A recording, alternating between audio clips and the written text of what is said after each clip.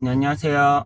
YJ입니다. 네, 오늘은 그 CFA에 대해서 한번 200m 얘기해 볼까 해요. 목동 3 CFA를 왜 하게 됐는지, 공부를 할래, 어느 정도 이제 직장 다니면서 CFA 공부하려면 어느 정도 시간을 할애해야 되는지, 그런 것들, 그리고 하면 무슨 장점이 있는지를 한번 얘기해 볼게요. 일단 저 같은 경우는 사실은 저는 사람마다 이유가 다르겠지만, 잠시 후 목동 3 저는 서단지 방면 공대 원래 좌회전입니다. 그 연대 도시공학과를 나와서 삼성물산을 다니기 시작했어요. 삼성물산에서 이제 지방 쪽 개발 사업, 재개발, 재건축, 지주공동 이런 개발 사업들 관련한, 당연히 사원이니까 뭐 엄청난 일을 하지 않았겠죠.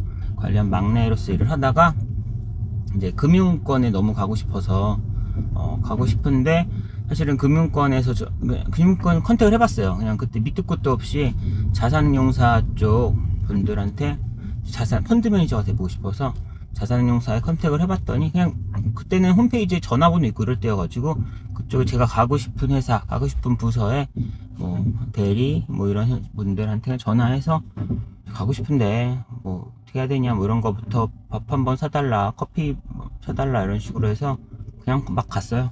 무작정 가서 만나고 이야기하고 하면서 해보니까, 이메일도 보냈죠. 이메일도 뭐 인사팀에 지금 뽑는다는 얘기도 없는데 그냥 인사팀에 보냈어요.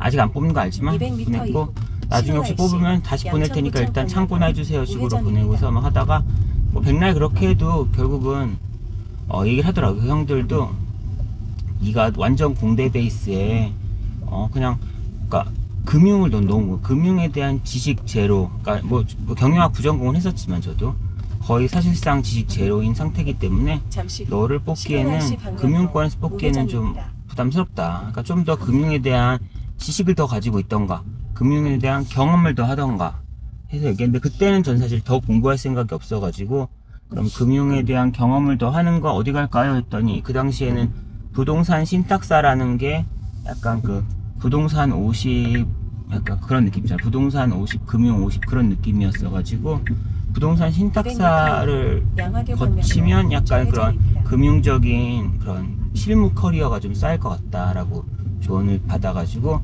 일단 부동산 신탁사로 이직을 먼저 했죠. 이직을 해서 거기서 한 뭐 2년 정도 있다가 다시 이제 자산운용사에 선택해서, 그때 2년 전에 자산운용사 가려고 막 했던 그 친구인데, 진짜 말씀해 주신 것처럼 부동산 신탁사 거쳐서 좀 경험을 더 쌓았다, 그래서 지원하는 거다라고 해서 했더니 그래도 반응이 괜찮았던 것 같고요.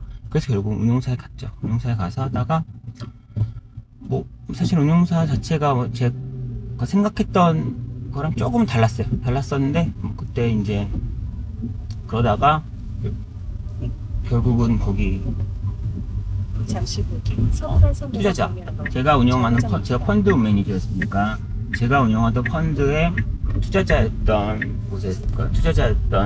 메리츠화재에서 잘 봐주셨는지, 새로 이번에 인력이 필요한데 혹시 네가 합류하지 않을래? 라고 제안을 받아서, 또 LP도 재밌을 것 같고, LP도 좀 다양한 걸 경험해 볼 수 있거든요. 그 운용사는 자기가 담당한 펀드 뭐 한 개, 두 개, 세 개, 거기에 완전 스페셜리스트가 돼서 처음부터 끝까지 해야 되지만, 투자자는 또 여러 개를 투자할 수 있어서 많은 걸 볼 수 있을 것 같아가지고 이제 LP로 갔죠. LP로 갔더니 이제 거기서 지식이 많이 부족한 거예요. 제가 당연한 거지만 그것도 있고, 막 계속 그 협의할 때 뭐 자산 배분 관련 회의, 그러니까 자산운용 기획팀이나 이런 쪽 백오피스, 미들백 쪽 심사, 리스크 관리 이런 쪽 얘기할 때 제가 쓰는 용어가 좀 전문적이지 않더라고요. 단어나 용어들이. 그래서 내가 말할 때 사람들이 좀 약간 야매 같은 느낌 받아들여줘서, 이거 좀 내 지식을 좀 더 업그레이드 해야겠구나 라는 생각이 있었고요.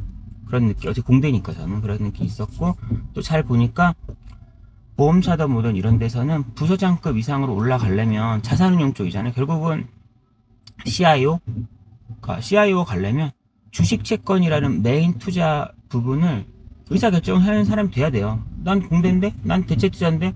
그럼 대체투자 쪽 끝까지밖에 못 가지만, 결국은 포트폴리오라는 거는 전통적 투자 자산인 주식 채권을 뭐 해야 되는 의사결정 해야 되잖아요. 저 근데 채권이 어떤지 뭘 의사결정할지 가끔 회의 들어가면은 뭔 소리 하는 건지도 모르겠고 뭐 이런 상태였어가지고 나중을 위해서였죠. 저 같은 경우는 그래서 나중에 부서장급 이상이 되려면 그때 가서는 준비할 시간이 없을 테니까 CFA 해야겠다. 왜냐면 투자 쪽 자격증이니까 뭐 그게 아니었으면 CPA는 못 붙었겠지만 뭐 CPA를 할 수도 있고 많이 있었지만 저는 이제 투자 쪽 그 약간 최상위 레벨까지 올라가 보고 싶었어가지고 그러기 위해서 제가 부족한 건 약간 그걸 채우는데 CFA가 좀 괜찮을 것 같아서 CFA를 시작을 했어요. 그때 시작을 했고요.